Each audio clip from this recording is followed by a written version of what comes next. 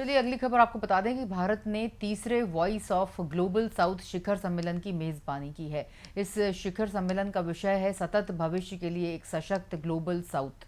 और इस मौके पर बोलते हुए पीएम नरेंद्र मोदी ने कहा है कि 140 करोड़ भारतीयों की ओर से third voice of global summit में आपका स्वागत है। पिछले 2 समिट में मुझे आप में से कई साथियों के साथ मिलकर काम करने का अवसर मिला है और मुझे खुशी है कि इस वर्ष भारत में आम चुनाव के बाद एक बार फिर आप लोगों के साथ जुड़ने का अवसर मिल रहा है। 2022 में G20 समिट में हमने संकल्प लिया था कि हम G20 को एक नया स्वरूप देंगे। Third voice of global summit एक ऐसा मंच बन रहा जहां पर हमने विकास संबंधित या प्राथमिकताओं पर खुलकर चर्चा की और एक समावेशी और विकास केंद्रित अप्रोच से G20 को आगे बढ़ाया। और आज हम ऐसे समय में मिल रहे हैं जब चारों ओर अनिश्चितताओं का माहौल है। दुनिया अभी तक कोविड के प्रभाव से पूरी तरह से बाहर नहीं निकल पाई है। दूसरी ओर युद्ध की स्थिति ने हमारे विकास की यात्रा के लिए चुनौतियां खड़ी कर दी हैं। योर हाइनेस, एक्सेलेंसीज, नमस्कार। 140 करोड़ भारतीयों की ओर से तीसरी voice of global south summit में आप सभी का हार्दिक स्वागत है। पिछले 2 समिट में मुझे आप में से कई साथियों के साथ मिलकर काम करने का अवसर मिला। मुझे अत्यंत खुशी है कि इस वर्ष भारत में आम चुनावों के बाद एक बार फिर आप सबसे इस मंच पर जुड़ने का अवसर मिल रहा है। जब भारत ने G20 अध्यक्षता संभाली तो हमने संकल्प लिया था कि हम G20 को एक नया स्वरूप देंगे। Voice of global south summit एक ऐसा मंच बना जहां हमने विकास से संबंधित समस्याओं, ग्लोबल साउथ की आशाओं, आकांक्षाओं और प्राथमिकताओं पर आधारित G20 एजेंडा तैयार किया। इसका सबसे बड़ा उदाहरण वह ऐतिहासिक क्षण था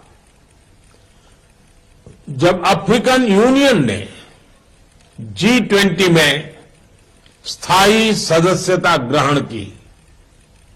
फ्रेंड्स, आज हम ऐसे समय में मिल रहे हैं जब चारों ओर अनिश्चितता का माहौल है।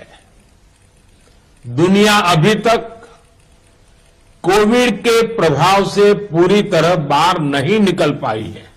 हम क्लाइमेट चेंज की चुनौतियों का सामना तो कर ही रहे हैं और अब हेल्थ सिक्योरिटी, फूड सिक्योरिटी और एनर्जी सिक्योरिटी की चिंताएं भी है और टेक्नोलॉजी से जुड़ी नई आर्थिक और सामाजिक चुनौतियां भी सामने आ रही है। पिछली सदी में बने ग्लोबल गवर्नेंस और फाइनेंशियल इंस्टीट्यूशंस, यह समय की मांग है कि ग्लोबल साउथ के देश एकजुट होकर एक स्वर में एक साथ खड़े रहकर एक दूसरे की ताकत बने और भारत ग्लोबल साउथ के सभी देशों के साथ अपने अनुभव, अपनी क्षमताएं साझा करने के लिए प्रतिबद्ध है।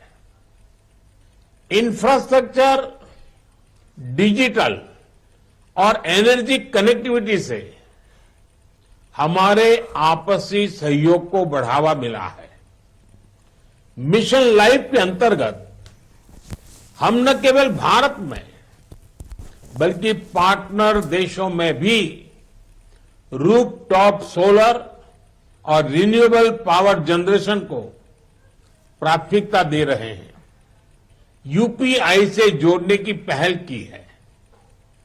एजुकेशन, कैपेसिटी बिल्डिंग और स्किलिंग के क्षेत्र में हमारी पार्टनरशिप में महत्वपूर्ण प्रगति हुई है।